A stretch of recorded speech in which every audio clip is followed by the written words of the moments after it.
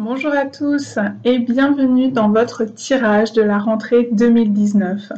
Comme le tirage de l'année 2019 que je vous avais proposé en janvier, nous allons voir les 4 thèmes signe par signe, donc le tirage relationnel, le tirage professionnel, celui de la vitalité et celui du spirituel. Voilà, donc nous allons l'aborder signe par signe. Comme je l'avais proposé de manière exceptionnelle lors de la rentrée civile, donc au mois de janvier, je vais vous proposer à nouveau la même offre exceptionnelle parce qu'elle avait beaucoup plu et qu'on a continué de me la demander ensuite, à savoir un tirage vidéo d'1 heure sur les 2 domaines de votre choix pour 55 €. Donc n'hésitez pas à passer en dessous dans la boîte de dialogue pour en savoir plus. Bonjour les Sagittaires et bienvenue dans votre vidéo du tirage de vos énergies pour la rentrée 2019. Alors du coup, en ce qui concerne votre domaine relationnel, alors dans le domaine relationnel, ça peut être une relation amoureuse, amicale, familiale ou encore dans le domaine professionnel. Ici, je pense que c'est vous qui êtes représenté. Vous êtes un signe de feu, que vous soyez homme ou femme, la reine de feu, à mon sens, vous représente. Et puis, on a juste à côté le roi de Pentacle. Alors, le roi de Pentacle, ça peut être un signe de terre, taureau, capricorne ou vierge.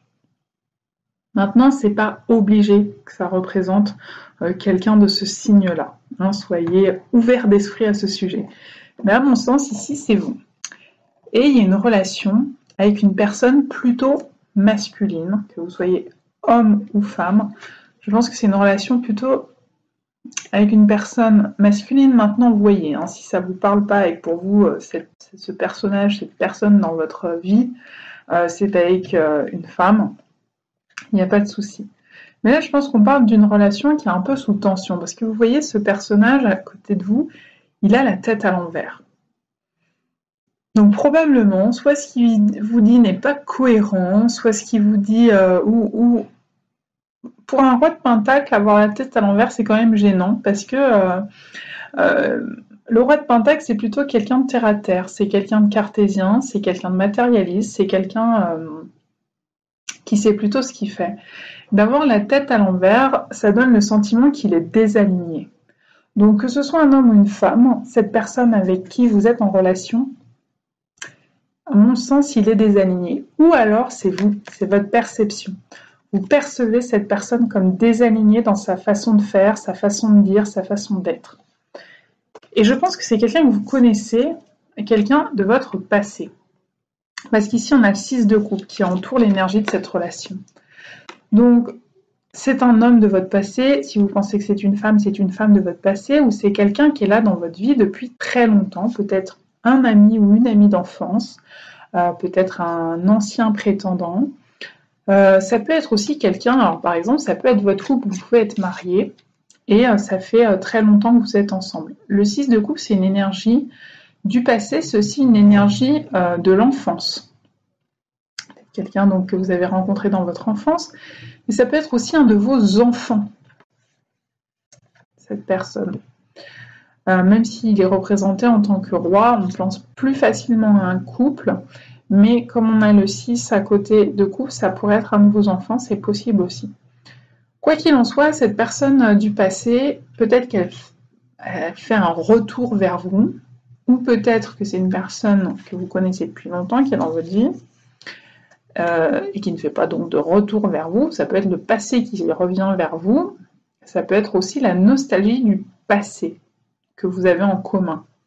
C'est-à-dire, vous continuez à le voir ou à le percevoir comme au premier jour. Vous ne le voyez pas évoluer, ou l'évolution que cette personne prend n'est pas une évolution que vous appréciez. C'est pour ça, du coup, ça peut être votre perception que vous le voyez la tête en bas. C'est que, finalement, vous trouvez que l'évolution de cette personne dans son comportement, vous la reconnaissez plus, vous la reconnaissez pas par rapport à ce que vous connaissiez de lui auparavant. Alors, dans le cas d'une relation avec un enfant, forcément, en tant que parent, on a du mal à accepter l'évolution de nos enfants. Moi, je vois ma maman, elle continue de me dire « Mais quand je rêve de toi, t'es toujours une petite fille. Et quand je te vois, que je pense à toi. T'es ma petite fille, t'es mon bébé, t'es ceci, t'es cela. Et c'est vrai que les parents ont tendance à avoir du mal à percevoir que leur enfant grandisse, et peut-être qu'ils grandissent avec une personnalité qui n'est plus la même que quand ils étaient enfants. Bien évidemment, depuis, ils ont accumulé des expériences, des blessures, des fêlures, des meurtrissures. Et du coup, c'est venu impacter leur personnalité d'enfant. Mais c'est pareil pour tout être humain. Donc c'est pareil pour vous aussi, les Sagittaires, que vous soyez papa ou maman. C'est pareil, vous aussi, les expériences que vous avez ont laissé des traces, des empreintes. Donc forcément, vous n'êtes plus... c'est rare de conserver la même personnalité que lorsqu'on était enfant. Et parfois, on a du mal à l'accepter, notamment quand c'est nos propres enfants. On a une certaine tendresse dans le regard pour eux, on leur passe tout plus facilement, et puis là, finalement, ça reste un peu en travers de la gorge parce que c'est pas comme ça que je l'ai élevé, je souhaitais autre chose pour lui, etc., etc. C'est possible. Après, ça se peut que si vous êtes en couple, c'est une personne que vous avez rencontrée qui avait tel état d'esprit au moment de votre rencontre. Puis là aussi, il y a eu des expériences peut-être entre vous, des situations, des relations, des disputes, des mésententes, ou parfois une expérience. Par exemple, vous auriez perdu un enfant ensemble et c'est venu impacter votre couple. Cette perte, le décès de cet enfant, peut-être même une fausse couche, serait venue influer sur l'harmonie de votre couple et de votre relation. C'est possible aussi. Donc du coup, l'autre a l'air de changer. L'autre n'est plus le même qu'avant. On ne le reconnaît plus, quoi qu'il en soit. Et on lui trouve la tête en bas. Et ça peut générer des tensions, ça peut générer de la confusion, ça peut générer de la détresse, de la souffrance, de la tristesse, de la déception, de la désillusion. Tout ça, c'est un peu toutes ces énergies, c'est ce qu'elles viennent nous raconter. Et puis en supplément, on a l'énergie du 7 de bâton qui est tombé. Et qui vient dire que finalement, cette relation, elle devient de plus en plus conflictuelle. Parce qu'avec le 7 de bâton, on voit, il y en a un qui se protège et qui tente de se défendre, et l'autre, ici, qui attaque de multiples façons. Ça fait beaucoup d'attaques. Il y a 7 bâtons, donc ce qui veut dire qu'il y a 6 attaques et une défense avec le bouclier. Ça ne veut pas dire qu'il y en a un qui a plus tort que l'autre, mais ça veut dire que si c'est vous qui vous sentez là assailli, attaqué de toutes parts, c'est que vous vous sentez accablé. Il y a trop d'attaques, il y a trop de piques, il y a trop de peut-être méchanceté qui sont dites, il y a peut-être trop d'actions conflictuelles, vous avez l'impression que vous prenez de manière très personnelle, que tout ce qu'il fait c'est contre vous, c'est pour vous embêter, etc., etc. Et du coup, vous faites ce que vous pouvez pour vous protéger et riposter, ou pour tenir l'autre à distance, avec le bouclier et la lance, pour dire je suis quand même là pour... Voilà, pour protéger, il y a un peu l'idée de je protège la forteresse quand même, quoi. Je me laisserai pas faire. Mais du coup, c'est conflictuel, quoi. On est dans une énergie qui est extrêmement conflictuelle entre vous deux. Et je pense que ce qui vous met en conflit, c'est cette énergie du passé. Il y a quelque chose qui a dû se produire, où il y a une rupture du coup avec le passé, soit avec la vision que vous aviez de lui et celle que vous en avez maintenant, soit c'est quelqu'un du passé qui vous a fait peut-être souffrir dans le passé et qui tente de revenir dans votre vie, et là vous vous dites non mais tu m'as envoyé tout ça dans les dents par le passé, aujourd'hui je me méfie de toi, je te tiens à distance, je me protège parce que dans le passé je me suis pas assez protégée et tu m'as fait très mal. Ça peut être ça aussi. Donc voilà, cette énergie conflictuelle pour l'instant elle est là. J'ai l'impression que c'est difficile à être solutionné en l'état. Il y a peut-être la question du passé en fait qui est là. C'est est-ce que je ne lâcherai pas le passé parce que par exemple peut-être cette personne n'a plus lieu d'être dans ma vie du présent, qu'elle m'a apporté des choses par le passé, mais que maintenant la personne qu'elle est devenue ne correspond plus à mes besoins, à mes valeurs. Peut-être que c'est moi qui ne correspond plus à ses besoins et à ses valeurs. Peut-être que c'est quelqu'un qui vous le reproche en fait, ami Sagittaire, de ne plus être comme à vos débuts ensemble. Peut-être d'être plus séductrice ou plus assez séductrice ou trop séductrice mais avec les autres et pas avec vous. Peut-être que les 7 lances ici c'est des prétendants, que lui il a l'impression de devoir défendre sa place de compagne de compagnon, pardon, ou de compagne, oui, et que du coup, ça génère du conflit, des tensions, de la jalousie, enfin des choses comme ça entre vous qui sont pas très sereines. C'est très possible. En tout cas, il y a quelque chose qui a remis en cause peut-être, soit le passé est revenu dans votre vie et avec son lot de souffrances, soit quelque chose qui remet en cause la relation entre vous. Peut-être que vous avez tendance à comparer par rapport au passé et que ça génère des tensions d'un côté ou de l'autre. Ou peut-être que vous êtes un parent qui avait du mal à voir grandir votre enfant, qui jugeait ses actions, ses façons d'être, peut-être, voilà, tête en bas, c'est désaligné.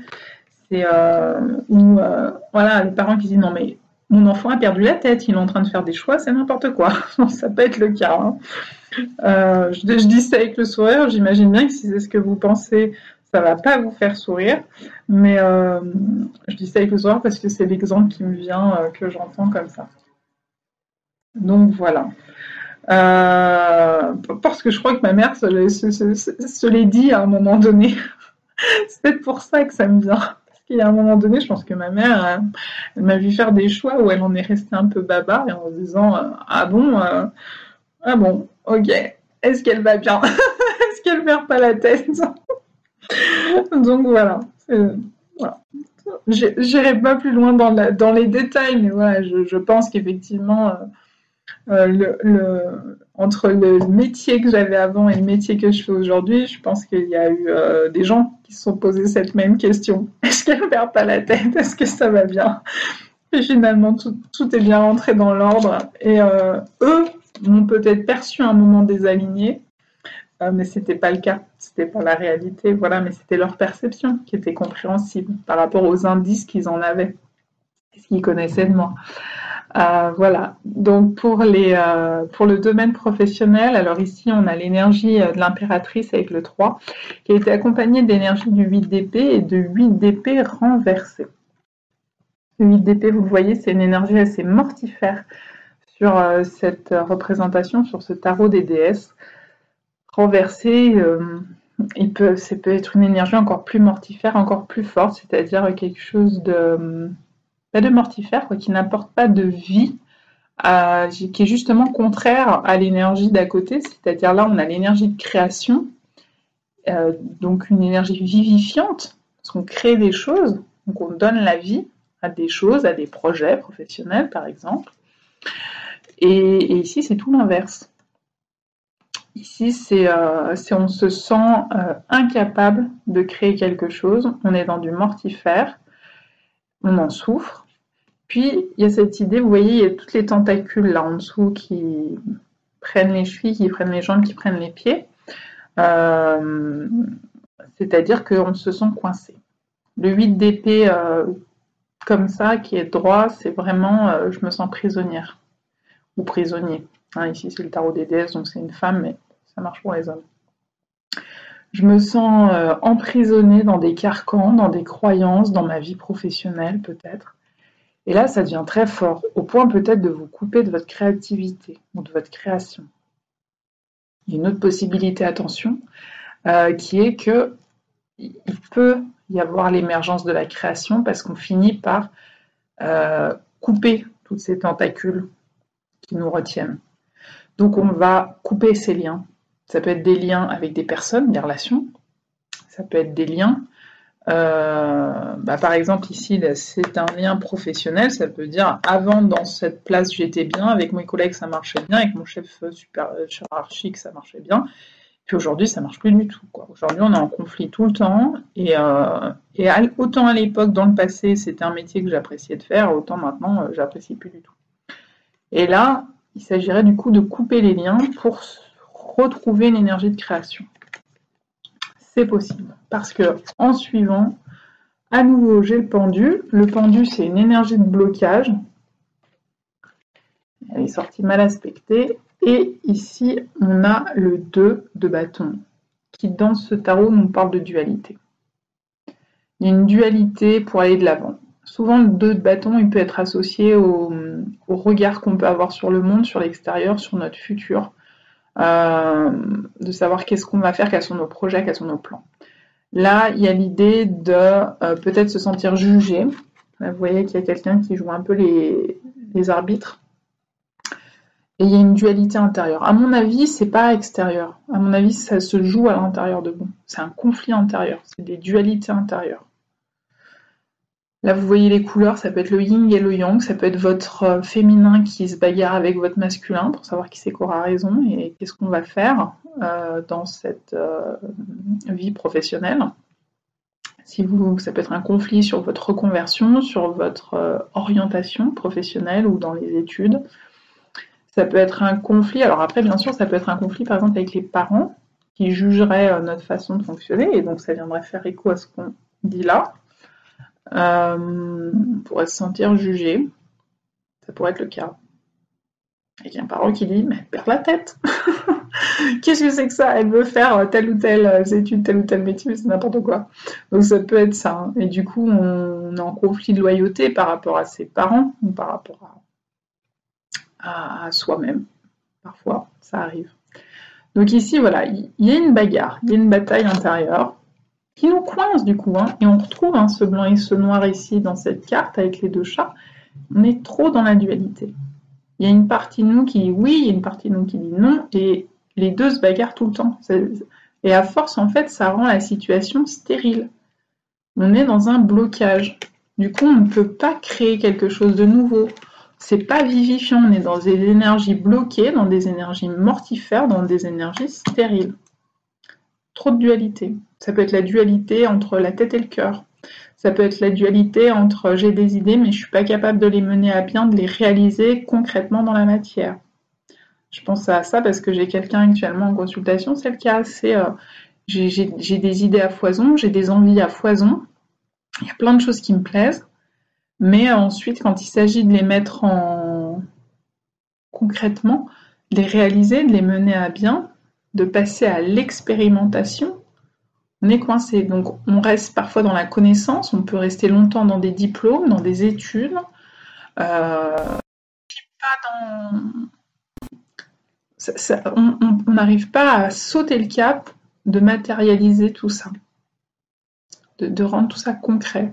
Donc on se coupe de la partie expérimentation et éprouvement. Donc on reste dans cette dualité. Et finalement, ça nous coupe un peu les jambes, ça nous coupe un peu l'élan, la volonté, la matérialisation, la manifestation de notre vie professionnelle de manière épanouissante. Donc pour ça, à nouveau, hein, vous le voyez bien, dans le pendu, il y a des liens à couper pour que le pendu il arrête d'être pendu. Donc dans les deux cas, il y a cette idée de lien à couper. Ça peut être des liens avec des personnes physiques, mais ça peut être des liens avec des croyances, avec des peurs, avec des blocages, des blessures. Voilà. Mais c'est possible, parce que dans les deux cas, ces énergies retournées, ça peut vouloir dire que le blocage est extrêmement puissant et extrêmement mortifère, mais ça peut aussi vouloir vous indiquer que vous allez trouver l'illumination, que vous allez trouver la manière, le déclencheur nécessaire pour couper ces liens, pour sortir de cette dualité et retrouver la manifestation de la création qui est en vous, de votre pouvoir créateur. Voilà les Sagittaires à ce niveau-là. Au niveau de la vitalité, j'ai les étoiles et j'ai les oiseaux qui sont sortis à l'envers. Je répète, le Normand ne se lit pas normalement à l'envers. Personnellement, je tiens compte de cet indice. Les oiseaux, c'est les conversations. Je pense qu'il y a des conversations conflictuelles, que ce soit à l'intérieur de vous, un dialogue de sourds à l'intérieur de vous, entre le chat noir et le chat blanc, voilà, entre votre lumière et votre ombre, entre votre cœur et votre tête, je ne sais pas, entre vos envies et vos peurs, peu importe. Ou ça peut être conflictuel avec cette personne. Des conversations conflictuelles avec cette personne, on l'a vu. Il y a du conflit, il y a un sentiment d'être attaqué, de devoir se protéger. Du coup, ça génère une chute au niveau de votre vitalité. Et là, on vous indique quand même de garder l'espoir avec cette idée peut-être de ne pas trop noircir le tableau. Alors l'énergie qui est sortie en support, c'est du tarot Chosen, c'est la solitude. Et avec les étoiles, il y a l'idée que finalement, il fait jamais aussi noir avant l'aube. Hein, ici, c'est très noir, puis là, la lueur du jour commence à se faire. Donc peut-être qu'il faut en passer par des moments très noirs, très sombres, que ce soit au niveau de votre vie professionnelle ou de votre vie relationnelle, pour ensuite que la lumière, c'est peut-être le moment juste avant que l'aube se lève. Et donc conserver cet espoir que peut-être ça peut être des moments très difficiles, très inconfortables, ce que vous êtes en train de traverser, mais que la lumière va se faire. Alors après, on est quand même sur une carte dans le tarot Chosen qui s'appelle la solitude. Normalement, l'ermite, c'est un peu l'introspection. Mais on sait qu'un ermite avec un E et non un H, c'est l'idée d'être seul, reculé dans la montagne, dans une grotte. Mais ça vient nous parler d'introspection. Ça vient nous parler d'aller regarder dans sa cave, dans sa grotte intérieure, dans sa caverne, c'est le mythe de Platon. Donc au final, peut-être qu'il serait bon de nourrir finalement la solitude pour arrêter de nourrir des discussions mortifères et qui vous font mal, pour lâcher cette situation de pic permanent, sans doute, dans vos conversations. Donc il y a l'idée de retour sur soi, peut-être avec des moments de solitude de plus en plus importants. Trouvez-vous des moments où vous pouvez être seul, si c'est une personne avec laquelle vous habitez. Voilà, retournez vers vous, à l'intérieur de vous, faites la lumière en vous, et peut-être que cette solitude vous ferait du bien à tous les deux, si c'est une relation à deux, ou vous ferait du bien pour débloquer ce qui a débloqué, délier ce qui a délié. Mais c'est un défi. C'est comme s'il y avait quand même une part de vous qui a peur de la solitude. Et finalement, ça vous demande de prendre sur vous pour aller inspecter tout ça ou pour vous retirer de cette relation, pour laisser l'autre tranquille ou vous-même vous laisser tranquille et ne pas alimenter du conflit. Et enfin, on le voit sur le plan spirituel, j'ai la répression à l'envers. Je vous la montre à l'endroit. Il y a toujours des liens, des cordes, des liens, des cordes. On en est juste à trois arcanes qui nous parlent de liens mortifères, de liens qui vous empêchent de créer, qui vous empêchent d'avancer, qui vous empêchent de vous donner de l'élan, hein, donc de la vie, l'élan de vie. Il y a trop de répression, on s'empêche de... Du coup, ça ne bouge pas, c'est stagnant, c'est des énergies comme ça en résistance, c'est du refoulement peut-être émotionnel, je ne sais pas. En tout cas, il y a toute cette répression, l'arcane est sorti à l'envers, ce qui me laisse à penser que vous allez réussir à nouveau, je vous l'ai dit ici. Il y a les moyens énergétiques là, qui sont présents, de sortir de cette phase de répression. Pour ça, il s'agit de se lâcher la grappe, donc de lâcher prise. Ou peut-être de lâcher prise par rapport aux attentes que vous avez vis-à-vis de cette relation, de cette personne, ou aux attentes professionnelles qui n'arrivent pas à émerger dans le sens que vous voudriez les voir émerger, cher ami Sagittaire. Donc on lâche. On lâche pour pouvoir couper tous ces liens, pour pouvoir se détacher.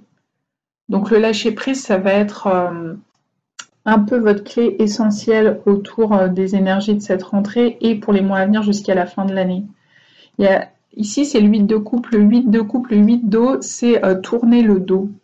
Oser tourner le dos à ce qui ne fonctionne pas, à ce qui ne fonctionne plus, ou à des énergies mortifères, ou à ce qui n'est plus suffisamment vivifiant pour vous. Donc tourner le dos, parfois, c'est tourner le dos aux autres pour aller à l'intérieur de soi, pour être seul avec soi-même, pour tourner le dos finalement à tout ce qui a fouillage général pour pouvoir entendre ce qui se passe à l'intérieur, faire le ménage, faire le nettoyage et couper ce qui a besoin d'être coupé, nettoyer ce qui a besoin d'être nettoyé. Et relâcher peut-être vos attentes. C'est peut-être ça aussi. Il y a peut-être trop d'attentes, trop d'exigences vis-à-vis de cette personne, mais peut-être aussi vis-à-vis de vous-même. Parce que peut-être que si vous êtes complètement aux prises là, à tous ces liens, et que votre pouvoir créateur en pâtit, c'est peut-être que c'est vous-même, vous êtes trop exigeant avec vous-même. C'est ça, cette dualité, peut-être, qui vous enferme. Peut-être que vous êtes dans une sorte de quête de la perfection qui dit si je fais quelque chose, je dois réussir, ou ça doit être parfait. Je ne veux pas me retrouver dans un échec. Et peut-être que cette relation, c'est ça qu'elle vous fait vivre. Elle vous envoie elle vous renvoie au sentiment d'échec. Peut-être j'ai échoué à faire que cette relation fonctionne. Si on est sur la notion parent-enfant, c'est peut-être le sentiment d'avoir échoué en tant que parent. Ou le sentiment d'avoir échoué en tant qu'enfant pour répondre aux attentes du père. C'est possible aussi.